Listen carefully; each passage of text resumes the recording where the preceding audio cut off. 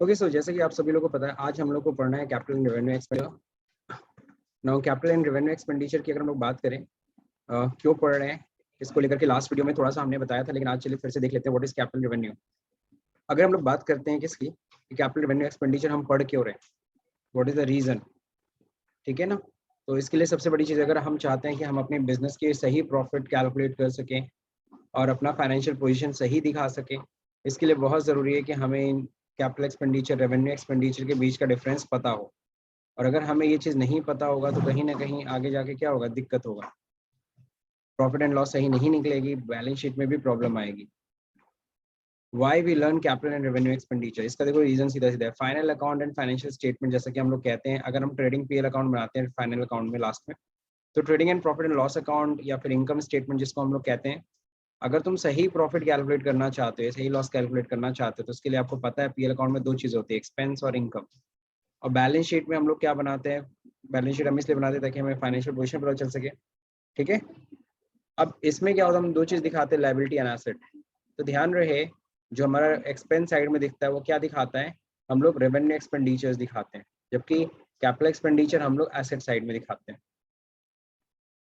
अब revenue receipts अगर होता है तो हम लोग इनकम साइड दिखाते हैं, कैपिटल रिसीट होता है तो हम लायबिलिटी साइड दिखाते हैं। तो इस तरह से आप समझ रहे होंगे कि जो कैपिटल एक्सपेंडिचर है वो हमारा रियल अकाउंट है। अगर हम अकाउंट से डिनोट करना चाहें तो पर्सनल रियल नॉमिनल अकाउंट होता है। खैर अभी आप लोग वो चीज़ पढ़े नहीं हो, अभी हम लोग आगे पढ़ेंगे उस चीज़ को, ठीक। तो इसको हम लोग रियल अकाउंट या एसेट अकाउंट कहते हैं, जबकि ये हमारा क्या होता है, नॉमिनल अकाउंट होता है, ठीक है ना, जहाँ पे एक्सपेंस इनकम दिखाए जाते हैं। रेवेन्यू रिसीट्स भी हमारा नॉमिनल अकाउंट है, जबकि कैपिटल रिसीट्स हमारा पर्सनल अकाउंट में आता है, ठीक। तो अब हम लोग बात करेंगे सबसे पहले, sir what is capital expenditure, capital expenditure किसे कहते हैं। तो इस चीज़ को आज हम लोग को स्टडी करना है।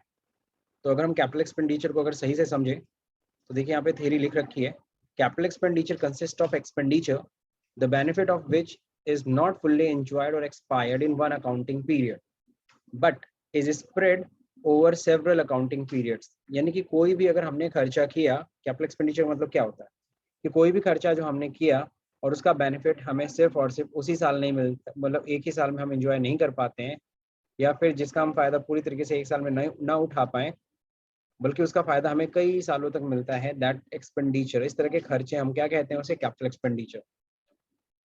It includes asset acquired for earning income, है ना, और इंक्रीज द अर्निंग कैपेसिटी। ये दोनों लाइन बहुत इंपॉर्टेंट है। तो यहाँ पे तो हमने ये चीज़ पढ़ा कि जिसका फायदा हम पूरे एक अकाउंटिंग पीरियड में नहीं उठा पाते हैं, एक तो ये मोटी पॉइंट हो गई। दूसरा नंबर आप देख रहे हो कि it includes the asset acquired, कोई भी एसेट अगर हम खरीदते हैं जिससे हम इनकम अर्न करें। आप लोगों को मैंने पढ़ा रखा है एसेट का मतलब क्या होता है। एसेट का मतलब होता है कि which help us to earn revenue, अगर वो हमें इनकम कमाने में हमारी मदद कर रहा है ना। अगर कोई भी एसेट हम खरीदते हैं तो जाहिर सी बात एसेट हमें मोर देन अ ईयर अगर हमें अर्निंग कमाने में हेल्प कर रहा है, या फिर जिसको खरीदने से हमारी अर्निंग कैपेसिटी इंक्रीज हो जाए। ध्यान रहे, अर्निंग कैपेसिटी क्या होनी चाहिए, इंक्रीज होनी चाहिए। अगर हमारी अर्निंग कैपेसिटी इंक्रीज हो जाती है, कोई ऐसा खर्चा करते हो जिसकी वजह से आपकी अर्निंग कैपेसिटी इंक्रीज हो जाए आपके बिजनेस की, है ना, उसी को हम लोग कैपिटल एक्सपेंडिचर कहते हैं। Effective economy in the operation of an assets, ठीक है ना। या फिर कह लो कि कोई भी हम बिजनेस कर रहे हैं, हम कोई भी हम लोग जैसे हम बिजनेस कर रहे हैं, मान लो मेरे खर्चे ज्यादा हैं, कोई हम ऐसा कोई कैपिटल एक्सपेंडिचर करते हैं जिससे हमारा रनिंग एक्सपेंस हमारा क्या हो जाएगा, कम हो गया, यानी हमारा जो एक्टिविटी है वो काफी इकोनॉमिक हो गई। तो ऐसे केस में ऐसा खर्चा भी क्या कहलाता है, कैपिटल एक्सपेंडिचर कहलाता है। These assets are not meant for resale, ये assets रीसेल के लिए नहीं होते in the ordinary course of business. हम जब इनको खरीदते हैं तो हम इसको बेचने के पर्पज से नहीं खरीदते, तो ये भी बात क्लियर होनी चाहिए। तो these are not meant for resale, इसको हम बेचने वाले नहीं है, मेरे बिजनेस में रहेगी, हमारे बिजनेस में हमें रेवेन्यू कमाने में, हमें इनकम कमाने में हमारी हेल्प करेगी। Expenses incur for improving assets और extending the existing assets is also capital expenditure. अगर हम कोई भी खर्चा कर रहे हैं अपने एसेट्स को इम्प्रूव करने में या फिर उसको एक्सटेंड करने में, है ना, कोई भी खर्चा अगर हम करते हैं जिसकी वजह से हमारा एसेट इम्प्रूव करता है या एक्सटेंड होता है, जैसे फॉर एग्जांपल तुम्हारे पास बिल्डिंग थी, 2 फ्लोर का, तुमने उस पर एक और फ्लोर बनाया, तो उसको एक्सटेंड किया या इम्प्रूव किया, दैट इज कॉल्ड क्या, कैपिटल एक्सपेंडिचर। उसमें जितने भी खर्चे आएंगे ना एक और फ्लोर बनाने में, वो सारे के सारे कैपिटल एक्सपेंडिचर है। अब जो देखिए इसमें एग्जांपल्स दे रखा है, purchase of land and building, अगर हम लैंड एंड बिल्डिंग खरीदते हैं, दैट इज उस पर जो भी खर्चा हो रहा है कैपिटल एक्सपेंडिचर है। Cost of replacing a petrol driven engine by a diesel driven engine, सबको पता है पेट्रोल से डीजल सस्ता होता है। अगर हमने पेट्रोल ड्राइवन इंजन को हमने डीजल इंजन में कन्वर्ट किया, या फिर पेट्रोल इंजन को हमने सीएनजी में कन्वर्ट किया, तो उस पर कुछ तो खर्चे आएंगे ना, तो उस खर्चे को हम क्या कहेंगे, कैपिटल एक्सपेंडिचर, क्योंकि इससे इस खर्च को करने से आपको कई सालों तक बेनिफिट मिलने वाला है ना। आपके खर्चे कम हो जाएंगे, इकोनॉमिकल हो जाएंगे आप। अब देखते हैं आगे, amount spend for increasing the sitting capacity in a cinema hall. अगर सिनेमा हॉल में सपोज करिए पहले 300 लोगों के बैठने की जगह थी, अब आपने उसमें 100 सीट्स और बढ़ा दिए, यानी 400 सीट कर दिया, तो ये 100 सीट बढ़ाने के कुछ तो कुछ खर्चे हुए होंगे। तो ये जो खर्चे हुए ना, इसको हम लोग कहेंगे कैपिटल एक्सपेंडिचर, क्योंकि अब 100 लोग ज्यादा बैठेंगे और आपको कई सालों तक इसका बेनिफिट मिलेगा, तो capital expenditure. Cost of overhauling second hand machine, okay, अगर हमने सेकेंड हैंड मशीन, मेरे पास हमने ले रखा है, सेकेंड हैंड मशीन लिया और उसकी ओवरहॉलिंग कराई, है ना, तो आपको बता दूं, सेकेंड हैंड मशीन आप खरीद रहे हो तो कैपिटल एक्सपेंडिचर तो है ही, फाइनली तो मैंने मशीन ही खरीद रहा हूँ, एसेट ही खरीद रहा हूँ, भले फर्स्ट हैंड करूँ चाहे सेकेंड हैंड खरीदूँ। अब मैंने उसकी ओवरहॉलिंग कराई, देखो एक होता है सर्विसिंग होता है, एक होता है ओवरहॉलिंग होती है। सर्विसिंग आप ईयरली ईयरली कराते हो, अगर हम ओवरहॉलिंग की बात करें, ओवरहॉलिंग से हमारे मशीन की कैपेसिटी या फिर मशीन की लाइफ थोड़ी बढ़ जाती है, ठीक है ना। तो ओवरहॉलिंग को हम लोग कहते हैं major servicing, you can say. तो मेजर सर्विसिंग अगर हो रही है, मेजर रिपेयर हो रहा है, दैट मीन्स उसको हम ओवरहॉलिंग कहते हैं, और overhauling is a capital expenditure, क्योंकि उससे उस मशीन की लाइफ बढ़ जा रही है। अब देखिए यहाँ पे दे रखा है क्या, मेजर, लिखा भी आगे देखो वही चीज समझाया, मेजर रिपेयर और replacement of a plant which result increase efficiency, जिसकी वजह से हमारी कैपेसिटी, हमारी इफिशियंसी, हमारी क्षमता क्या हो रही है, बढ़ रही है। तो इस मेजर रिपेयर को या रिप्लेसमेंट को हम लोग क्या कहते हैं, ये भी हमारा कैपिटल एक्सपेंडिचर। तो मेरे ख्याल से कैपिटल एक्सपेंडिचर काफी हद तक समझ में आ गया। समीक्षा, यस सर। कोई भी डाउट हो आप बीच में मेरे को ना इंटरप्ट करके पूछ सकते हो। आगे देखिए, रेवेन्यू एक्सपेंडिचर। ना व्हाट इज रेवेन्यू एक्सपेंडिचर, अभी तक हमने कैपिटल एक्सपेंडिचर पढ़ा, अब रेवेन्यू एक्सपेंडिचर पढ़ते हैं। रेवेन्यू एक्सपेंडिचर क्या होता है, revenue expenditure is the expenditure incurred for smooth running of business in a normal case, in the normal case, यानी कि हम अपने बिजनेस को रन करने में जो खर्च करते हैं, ठीक है ना, बिजनेस को जो रन करने में जो खर्च कर रहे हैं, बिजनेस को चलाने में जो खर्चे हो रहे हैं सब, that is called revenue expenditure. बहुत सिंपल सा आंसर है, क्लियर। तो स्मूथ रनिंग ऑफ बिजनेस में जो भी खर्चे हो रहे हैं, ठीक है ना, स्मूथ रनिंग ऑफ बिजनेस में जो भी खर्चे हो, that is called capital revenue expenditure. The effect of these expenses is totally expired in one accounting period। ये कल मैंने भी पढ़ा, कल भी मैंने बताया था, इसका जो फायदा है ये पूरी तरह से एक्सपायर हो जाता है वन अकाउंटिंग पीरियड, ठीक है ना। दीज एक्सपेंस यानी उसका फायदा हम एक साल के अंदर अंदर उठा लेते हैं, या सेम पीरियड जिस साल हमने खर्च किया उसी साल उसका हमें फायदा मिल गया। These expenses are in recurring in nature, बहुत ही इंटरेस्टिंग पॉइंट है, कल मैंने ये भी चीज समझाई थी। रिकरिंग नेचर मतलब जो खर्चे बार बार होते हैं, तो आप ज्यादातर देखोगे रेवेन्यू एक्सपेंडिचर बार बार होता है, जैसे गुड्स खरीदना, तो गुड्स खरीदना हमें हर हमेशा खरीदना होता है, बार बार हम गुड्स खरीदते हैं देन बेचते हैं, खरीदते हैं बेचते हैं।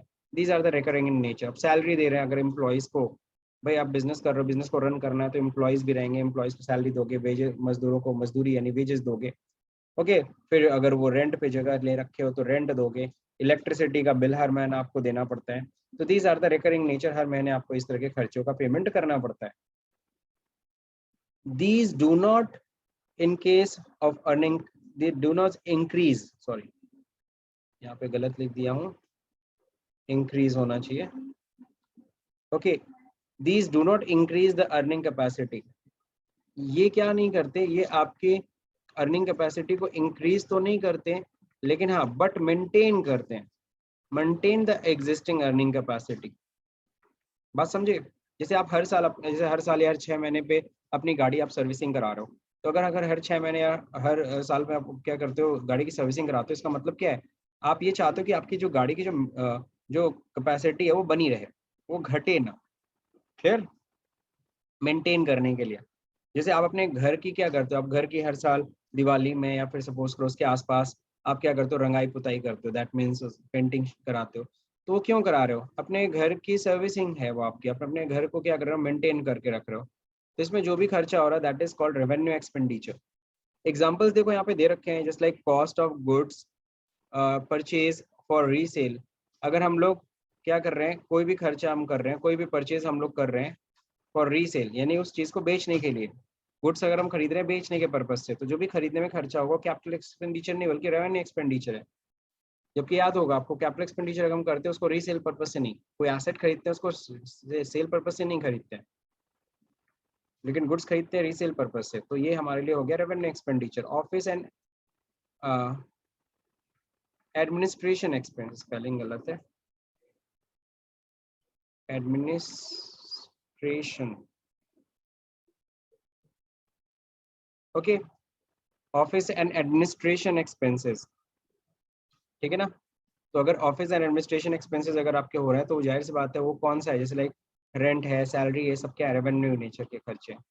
Upkeep office assets, office assets को मेंटेन कर रहे हो, जैसे लाइक उसका रिपेयर कराओ, कंप्यूटर कुछ खराब रहा होता है, मशीन में कुछ प्रॉब्लम होती रहती है, सर्विसिंग कराते रहते हो ताकि मशीन प्रॉपरली वर्क करता रहे, तो इसको रिपेयर एंड रिन्यूअल, ये सब क्या है, सब आपके रेवेन्यू एक्सपेंडिचर में आते हैं। Interest on loan taken for business finance, सबको पता है बिजनेस करने के लिए हमें फाइनेंस भी लेना पड़ता है, लोन भी लेना पड़ता है, उस लोन के ऊपर हम जो इंटरेस्ट दे रहे हैं हर साल, sir what is that, that is also revenue expenditure. Depreciation of fixed assets, हमारा फिक्स्ड एसेट है, हर साल उसकी वैल्यू कुछ ना कुछ कम हो रही है, जो वैल्यू कम होती है उसको हम लोग रेवेन्यू एक्सपेंडिचर कहते हैं। यहाँ तक क्लियर हो गया मंतोष? जी सर। चलिए बहुत बढ़िया, अगर कोई कंफ्यूजन होगा तो आप पूछ लीजिएगा। ओके सर ये अब यहाँ डेप्रिसिएशन हर महीने कैसे देंगे? हर महीने नहीं होता है, हर साल लगता है, एवरी ईयर, ठीक है ना। हर साल एसेट की वैल्यू अच्छा। कम होती है, ठीक है ना, हर साल हम लोग कह लो कि एसेट से हम हम्म। फायदा उठाते हैं, तो जाहिर सी बात है उसके वैल्यू हर साल डिक्रीज होती है। तो हर साल अगर डिक्रीज हो रहा है तो ये भी तो रिकरिंग नेचर का हुआ, है ना। क्लियर, ये रेवेन्यू नेचर, क्योंकि डेप्रिसिएशन हम पीएल अकाउंट में दिखाने वाले हैं, इसको खर्च में दिखाते हैं। तो जी रेवेन्यू सर। एक्सपेंडिचर हम पीएल अकाउंट में शो करते हैं, जबकि कैपिटल एक्सपेंडिचर हम लोग किधर दिखाते हैं, बैलेंस शीट में शो करते हैं, एसेट साइड में। और आपको याद होगा रेवेन्यू एक्सपेंडिचर हम लोग किधर दिखाते थे, एक्सपेंस यानी डेबिट साइड में। अब देखो यहाँ पे दे रखा है क्या, consideration of distinguishing between capital and revenue expenditure, दोनों के बीच में तो डिफरेंस बताया हुआ है। अ capital expenditure for a concern may be revenue in nature for another. कई बार हम लोग देखते हैं कि जैसा कि यहाँ पे दे रखा है, capital expenditure for a concern, किसी एक कंसर्न के लिए, किसी एक कंपनी के लिए हो सकता है कोई चीज कैपिटल एक्सपेंडिचर हो, may be revenue in nature for another, जबकि दूसरे के लिए वो रेवेन्यू एक्सपेंडिचर हो सकती है। जैसे फॉर एग्जांपल, मैं सिंपल सा एग्जांपल देता हूँ, जैसे टाटा मोटर्स, तो टाटा मोटर्स क्या करता है, टाटा मोटर्स का जान वालो शोरूम है। अब जाहिर सी बात है वहाँ पे पिकअप, टाटा का पिकअप हो गया, टाटा की कारें हो गई, तो ये बिकती हैं। तो जाहिर सी बात है टाटा का अगर शोरूम है तो वहाँ पे कार पिकअप ये बेच रहा है, वो खरीदता है फिर बेचता है। तो जाहिर सी बात है जो कार का शोरूम है वो कार खरीद रहा है बेचने के लिए, तो उसके लिए वो रेवेन्यू एक्सपेंडिचर है। लेकिन जो उनसे कार खरीद रहा है, फॉर एग्जाम्पल मेरी कंपनी उनसे कार खरीदे, तो हमारे लिए तो वो क्या हो गया, वो कैपिटल एक्सपेंडिचर हो गया। तो कई बार आप देखोगे मेरे लिए वो कैपिटल एक्सपेंडिचर है, लेकिन आपके लिए क्या है, रेवेन्यू एक्सपेंडिचर है। फॉर एग्जाम्पल यहाँ पे वही चीज समझाया, company selling computer, purchase of computer is a revenue expenditure, but for another company selling computer is a capital, selling नहीं, purchasing computer is a capital expenditure. समझ रहे हो कि नहीं समझ रहे हो? Yes sir. भाई कंप्यूटर की शॉप है, मैं शाही मार्केट में, मैं तो कंप्यूटर बेचता हूँ सर, तो मेरे लिए तो वो क्या है, कंप्यूटर जो खरीद रहा हूँ मेरे लिए क्या है, रेवेन्यू एक्सपेंडिचर। लेकिन आप मेरे से खरीदते हो, आप मेरे से खरीद रहे हो, तो आपके लिए तो वो कैपिटल एक्सपेंडिचर हुआ। ये तो हो गया नेचर ऑफ बिजनेस के अकॉर्डिंगली। अब पर्पस ऑफ एक्सपेंडिचर जरा देखना कि खर्चे का आखिर में पर्पस क्या था, उद्देश्य क्या था, मकसद क्या था। If an expenditure is incurred for maintenance only, अगर कोई खर्चा हम सिर्फ कर रहे हैं ना मेंटेनेंस के लिए, मेंटेनेंस का करने का क्या मतलब होता है, मतलब हम जो हमारी एसेट्स होती है उसके पावर को, उसकी कैपेसिटी को मेंटेन करना चाहते हैं ताकि वो गिरे ना, उसकी जो कैपेसिटी वो कम ना हो, ठीक है ना। It will be revenue, but it is incurred to improve the earning capacity of an asset, then it will be capital। लेकिन अगर हम उस पर कुछ खर्च कर रहे हैं, उसकी वजह से उसकी कैपेसिटी इंक्रीज हो जा रही है उस एसेट की, तो अगर उसकी एसेट की कैपेसिटी इंक्रीज हो रही है तो सर वो कैपिटल एक्सपेंडिचर हो जाएगा। जैसे मान लीजिए आपके पास बुलेट है, उसमें एक इंजन लगा हुआ है ना, तो मैंने कहा कि उसके अंदर उसकी पावर बढ़ानी है, उसमें 2 इंजन लगा दो, तो उसमें उसमें तुमने 2 इंजन लगवा लिया, तो उससे पावर बढ़ जा रही है, इंक्रीज द कैपेसिटी। हालांकि इसे बचकानी बातें, लेकिन बात जरा समझना। तो यहाँ पे तुम्हारी कैपेसिटी इंक्रीज हो रही है, इसको हम लोग क्या कहेंगे, कैपिटल एक्सपेंडिचर कहेंगे। मान लो तुम्हारे में क्या लिखा है, तुम्हारी गाड़ी में 2 हॉर्स पावर का इंजन लगा हुआ है, हम कहते हैं उसको 4 हॉर्स पावर का इंजन कर दो, तो जाहिर सी बात है मॉडिफाई करा रहे हो, तो इससे क्या होगी, कैपेसिटी इंक्रीज होगी। तो ये क्या है, कैपिटल एक्सपेंडिचर। फॉर एग्जाम्पल यहाँ पे दिया भी, normal repair plant and replacement of a machine part which increase the its capacity amounting to rupees 1500 is a capital expenditure। तुम अपना बाइक लेके गए एक मैकेनिक के पास, कहते हो यार मेरी गाड़ी का एवरेज कम है, जरा इसकी एवरेज बढ़ा दो। नॉर्मली वो गाड़ी की एवरेज आती है 60 से ज़्यादा नहीं जाती है। अब क्या किया उस मैकेनिक के पास, कुछ दिमाग था, उसने क्या किया, उसने आपके बाइक के इंजन का जो पिस्टन है, पिस्टन चेंज कर दिया, पता नहीं क्या क्या चेंज रिप्लेस कर दिया, जिसके बाद आपकी गाड़ी की कैपेसिटी, गाड़ी का जो एवरेज है वो 60 से सीधे 100 हो गई। अब क्या हुआ सर, तो आपने जो भी पिस्टन विस्टन चेंज कराने में जो भी उस मैकेनिक के ऊपर खर्च, जो भी उस मैकेनिक को दिया, खर्चा किया उस गाड़ी के ऊपर, sir that is capital expenditure, क्योंकि वहाँ मेंटेन नहीं हो रहा है सर, वहाँ से इम्प्रूव हो जा रही है अर्निंग कैपेसिटी आपकी। अब क्या होगा, आप 1 ही लीटर में 100 किलोमीटर चलोगे, तो आपके खर्चे कम हुए ना, इट्स अ कैपिटल एक्सपेंडिचर। ठीक, तो ये हो गया कैपिटल रेवेन्यू एक्सपेंडिचर के बीच में डिफरेंस, है ना, डिस्टिंग्विशिंग हम लोग ने किया। अब हम लोग एक छोटा सा डिफरेंस हम लोग अपने बुक में यहाँ पे देख लेते हैं। अब जरा जितने डिफरेंसेस पढ़ाए हैं, है ना, अब आप लोग मेरे को साफ बताते रहोगे कौन कौन से डिफरेंसेस है। कैपिटल एक्सपेंडिचर, यहाँ पे एक समरी बना देते हैं। रेवेन्यू एक्सपेंडिचर, तो मैं शॉर्ट में लिख रहा हूँ, बहुत डिटेल में नहीं लिखूंगा। ओके, सबसे पहला चीज आपको पता है, यहाँ पे मोर देन 1 ईयर, यानी कि जो हम कैपिटल एक्सपेंडिचर कहते हैं, करते हैं, इसका जो बेनिफिट है, बेनिफिट हमें कब तक मिलता है, मोर देन अ ईयर मिलता है, ठीक है ना। जबकि अगर हम लोग बात करें इसी की, रेवेन्यू एक्सपेंडिचर की, तो इसका बेनिफिट क्या होता है, विद इन अ ईयर मिलता है, ठीक है ना। या फिर हम लोग क्या कह सकते हैं, या फिर हम लोग कह सकते हैं सेम ईयर, जिस साल हमने उसको खर्च किया उसी साल हमें उसका फायदा मिल जाता है। तो ये सबसे पहला डिफरेंस है। नाउ सेकेंड नंबर, अब जो देखिए यहाँ पे, इससे क्या होता है, इंक्रीज होता है। अगर आपने कोई एक्सपेंडिचर किया, कोई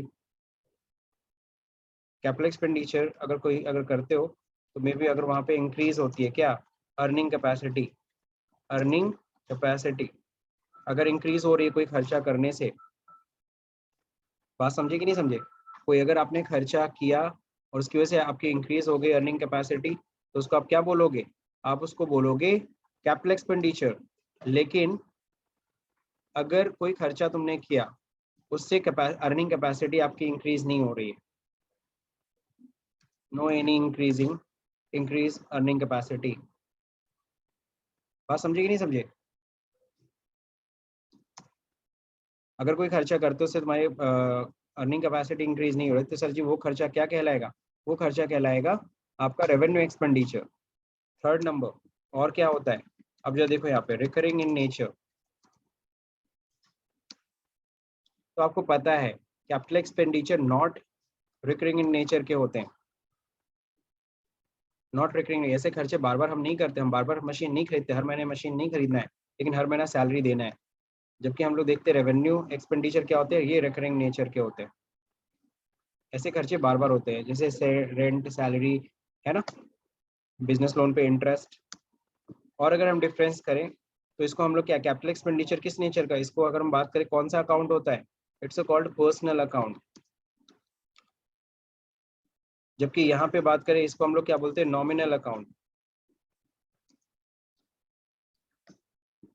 पांचवा डिफरेंस जरा देखिएगा, पर्सनल अकाउंट है इसलिए किधर दिखाई जाती है, इसको बैलेंस शीट के, मैं शॉर्ट में लिख रहा हूँ, बैलेंस शीट के किधर दिखाई जाती है, इसे लायबिलिटी साइड में दिखाया जाता है, सॉरी एसेट साइड में दिखाया जाता है। जबकि इसको पीएल अकाउंट में किधर साइड दिखाओगे, इसको डेबिट साइड दिखाओगे, दैट मीन्स एक्सपेंस साइड में, क्लियर है। जबकि इसको बैलेंस शीट के किधर दिखाई जाती है, एसेट साइड में। और अगर मैं आपको बताऊं, आपको पता है कैपिटल एक्सपेंडिचर बिजनेस शुरू करने के पहले, बिजनेस को अगर तुम खड़ा करोगे, बिजनेस को अगर सपोज तुम अपना बिजनेस स्टार्ट कर रहे हो, तो बिजनेस स्टार्ट करते समय सर जी आपको कैपिटल एक्सपेंडिचर करना ही पड़ता है। बिना कैपिटल एक्सपेंडिचर के आप बिजनेस शुरू कर ही नहीं सकते। आप ऐसा भी कह सकते हो कि बिजनेस को, अपने बिजनेस, मान लो ये आपका बिजनेस है, अपने बिजनेस को स्टैंड करने में, बिजनेस को स्टैब्लिश करने में जितना भी खर्चा करते हैं sir ji, that is capital expenditure. लेकिन बिजनेस को रन करने में जो खर्च होता है, बिजनेस स्टैब्लिश हो गया, आपका बिजनेस खड़ा हो गया, अब बिजनेस खड़ा होने के बाद उसको रन करना है, उसको रनिंग में जितने खर्चे होते हैं सब क्या है, रेवेन्यू एक्सपेंडिचर है। तो अगर हम बात सर करें ये क्या, रेवेन्यू एक्सपेंडिचर को बैलेंस शीट में नहीं दिखाते हैं? नहीं, रेवेन्यू एक्सपेंडिचर हम किधर दिखाते हैं, हम लोग पीएल अकाउंट के डेबिट साइड में, नहीं खर्च में, ठीक है ना। ओके। रेवेन्यू एक्सपेंडिचर हमारा एक्सपेंस है। याद है मैंने पढ़ाया था आपको एक्सपेंस और एक्सपेंडिचर में क्या फर्क होता है। तो एक्सपेंडिचर में भी 4 types, sorry 2 types, capital expand 3 types, sorry, capital expenditure, revenue expenditure, deferred revenue expenditure. But अगर एक्सपेंस की बात करते हैं, एक्सपेंस मींस रेवेन्यू एक्सपेंडिचर।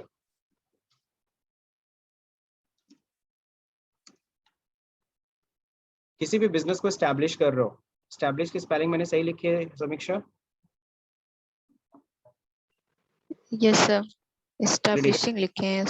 हाँ स्टैब्लिशिंग। तो अगर हम बात करें किसी भी बिजनेस को स्टैब्लिश करने के लिए, स्टैब्लिशिंग अ बिजनेस, जितना भी खर्चा होता है उसको हम लोग क्या बोलते हैं, उसको हम कैपिटल एक्सपेंडिचर कहते हैं। बिजनेस को खड़ा करने में जितना खर्चा हो रहा है सर, सब कैपिटल एक्सपेंडिचर होता है। जबकि क्या होता है, ये बिजनेस का जो रनिंग एक्सपेंस होता है वो क्या कहलाता है, वो रेवेन्यू एक्सपेंडिचर। तो बिजनेस को रन करना है तो जाहिर सी बात है, एम्प्लॉयज को सैलरी देनी पड़ेगी, रेंट देना पड़ेगा, मजदूरी देनी पड़ेगी, है ना। तो इस तरह इलेक्ट्रिसिटी का बिल देना पड़ेगा, टेलीफोन के चार्जेस देने होंगे। तो ये सब क्या होते हैं, रेवेन्यू एक्सपेंडिचर।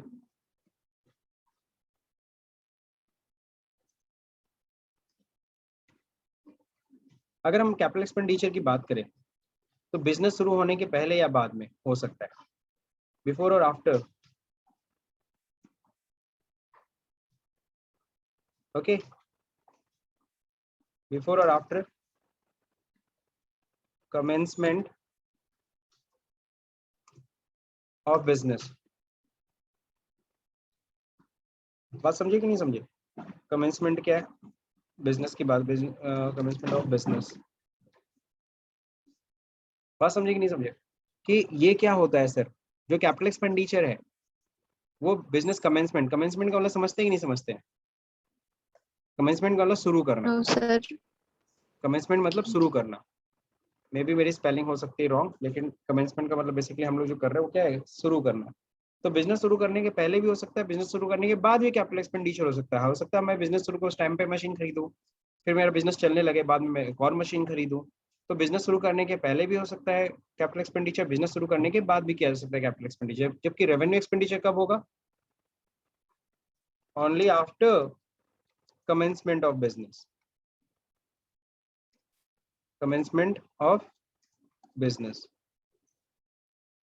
ओके, यहाँ सी होगा, क्लियर। तो ये क्या होगा, only after commencement of business, business शुरू होने के बाद ही हो सकता है रेवेन्यू एक्सपेंडिचर, बिजनेस शुरू होने से पहले थोड़ी ना रेवेन्यू एक्सपेंडिचर हो सकता है। क्लियर हो गया सबको। और डिफरेंसेस चाहे तो और डिफरेंसेस हम लोग इस तरह से क्रिएट कर सकते हैं, बट इतने डिफरेंसेस आई थिंक काफी है आपको कैपिटल एक्सपेंडिचर और रेवेन्यू एक्सपेंडिचर को डिफरेंशिएट करने के लिए।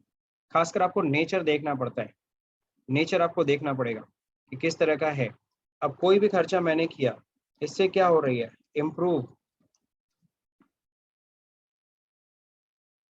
इम्प्रूवमेंट हो रहा है, इम्प्रूवमेंट इन एसेट, एसेट्स में कोई इम्प्रूवमेंट हो रहा है, कुछ इंक्रीज कर रहा है। तो ऐसे में हम लोग क्या कहेंगे, उस खर्चे को कैपिटल एक्सपेंडिचर कहेंगे। जबकि मेंटेनेंस में जो भी खर्चा हो रहा है, अगर कोई मेंटेनेंस एक्सपेंस कर रहा हो तो जाहिर सी बात है कैपेसिटी को मेंटेन करने में से कुछ इंप्रूवमेंट तो हो नहीं रहा। कोई भी मेंटेनेंस एक्सपेंसेस होते हैं जस्ट लाइक सर्विस एक्सपेंसेस, तो वो सब क्या कहलाएगा, वो सब का सब रेवेन्यू एक्सपेंडिचर कहलाएगा। तो आपको देखना पड़ेगा, आप कोई भी खर्चे को देख करके ऐसा डिसाइड तुरंत नहीं कह सकते हो कि कैपिटल है कि रेवेन्यू। आपको कई पैरामीटर पे उसे जज करना पड़ेगा, तब जाके आप उसको डिसाइड कर पाओगे कैपिटल एक्सपेंडिचर के रेवेन्यू एक्सपेंडिचर। बात समझे। अब मैं एक छोटा सा एग्जांपल मैं आपको बता रहा हूँ। जरा मैं क्वेश्चन पूछता हूँ, आप लोग जरा समझिएगा और इसका जवाब देने की कोशिश करिएगा। जैसे मान लीजिए अगर मैं कोई बिल्डिंग क्रिएट कर रहा हूँ, मैं कोई बिल्डिंग सॉरी बिल्डिंग कह रहा हूँ, मान लीजिए कोई ब्रिज मैं तैयार कर रहा हूँ, है ना। कोई ब्रिज अगर रेडी हो रहा है, अब ब्रिज बनाने के लिए आपको पता है ब्रिज बनता है 2 से 3 साल लग जाते हैं। अब क्या होता है, वहाँ पे इंजीनियर आते हैं या मजदूर रहते हैं, तो वहाँ पे साइड में क्या करते हैं, एक छोटा सा कंस्ट्रक्शन कर देते हैं। छोटा सा कंस्ट्रक्शन, छोटा सा मतलब टीन शेड लगा करके, मतलब वहाँ पे क्या करते हैं, टीन शेड लगा करके या फिर कह लो वहाँ पे दीवारें खड़ा करके वहाँ पर इंजीनियर रुकते हैं। आपने देखा होगा इस तरह का स्ट्रक्चर। तो वो कंस्ट्रक्शन कब तक रहता है, जब तक ब्रिज बन रहा है। जैसे ब्रिज बन के कंप्लीट हुआ, फिर वो जो कंस्ट्रक्शन किए थे, जहाँ मजदूर रह रहे थे, जहाँ इंजीनियर आते थे बैठते थे, फिर उस कंस्ट्रक्शन को क्या कर देते, तोड़ के चले जाते। आखिर में वो जो ब्रिज बनाते समय जो अभी हमने साइड में हमने कंस्ट्रक्शन किया था, इंजीनियर जहाँ रुकते थे, जहाँ लेबर्स रुकते थे, है ना। जब वो ब्रिज 3 साल में कंप्लीट हुआ, 3 साल बाद हमने उसको तोड़ करके चले गए, तो आखिर में उसको बनाने और तोड़ने में खर्चे तो हुए होंगे ना सर जी। तो वो खर्चा बताओ क्या है, कैपिटल है कि रेवेन्यू एक्सपेंडिचर, जल्दी बताओ। Revenue expenditure. क्या कह रही हो, रेवेन्यू? Yes sir. संतोष?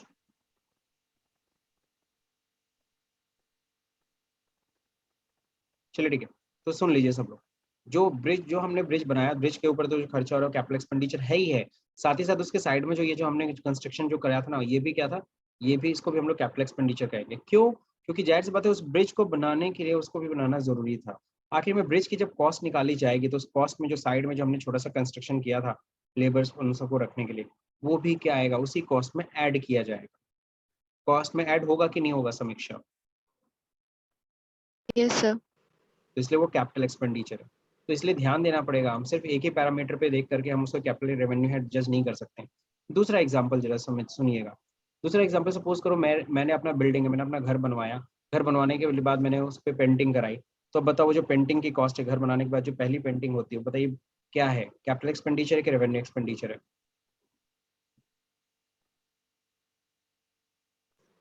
कैपिटल एक्सपेंडिचर होगा, कैसे हो गया कैपिटल क्योंकि एक्सपेंडिचर? अभी तो स्टार्टिंग, बिल्कुल अगर सही, वो जो बार फर्स्ट बार टाइम की जो कराएंगे पेंटिंग तो। है हाँ। रेवेन्यू होगा, है ना। जो पहली जो पेंटिंग हम करा रहे हैं बिल्डिंग को कंस्ट्रक्ट करने के बाद, तो जो फर्स्ट टाइम पेंटिंग होती है उसको हम लोग क्या कहते हैं, वो हमारी कैपिटल एक्सपेंडिचर होगी, क्योंकि उस बिल्डिंग की कॉस्ट में ऐड होगी।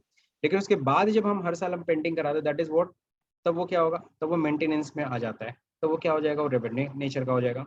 मान लीजिए मेरी बिल्डिंग की छत चू रही थी, मैंने उसको क्या किया, मैंने उसको रिपेयर करा के उसको ठीक कराया।